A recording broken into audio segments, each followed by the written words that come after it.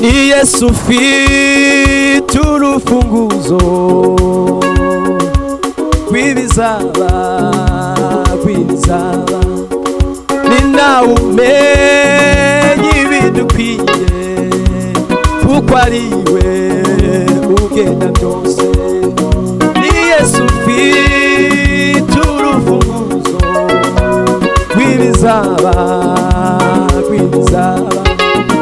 ni nawe umenya ibidukwiye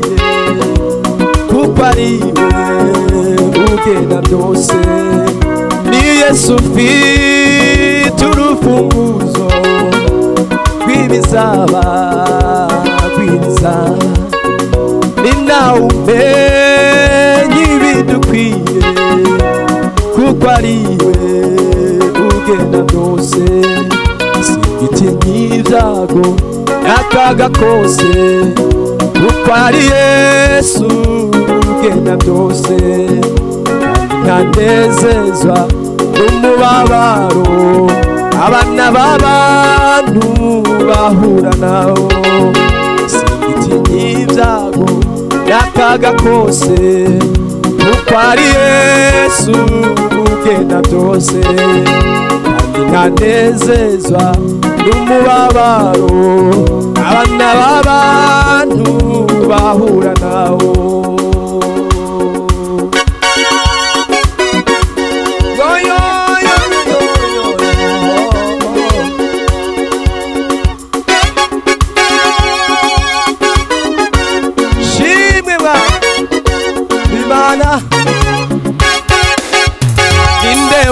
wamenye ivy'Uwiteka agambirira ku mwana w'umuntu ico nzi jewe namenye nuko atajya agambirira ikibi ku muntu ninde wamenye ivy'Uwiteka agambirira ku mwana w'umuntu ico nzi jewe namenye nuko atajya agambirira ikibi ku muntu singitinya ibyago n'akaga kose kuko ari Yesu ugena byose kandi ntanezezwa n'umubabaro abana b'abantu bahura nawo singitinya ibyago n'akaga kose kuko ari Yesu ugena byose kandi ntanezezwa n'umubabaro abana b'abantu bahura nawo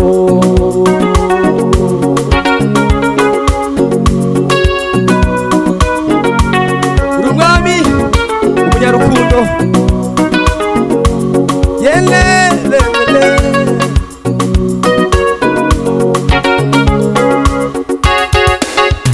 n'umwami w'umunyarukundo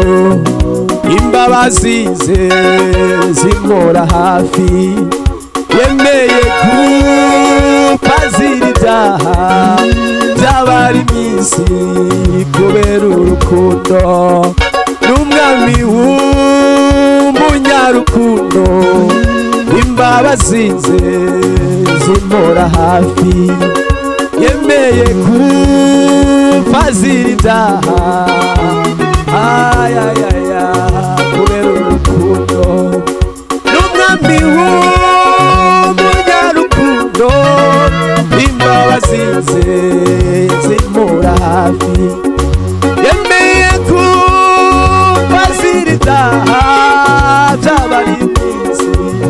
kubera urukundo n'umwami w'umunyarukundo imbabazi ze zimpora hafi yemeye gupfa zira ibyaha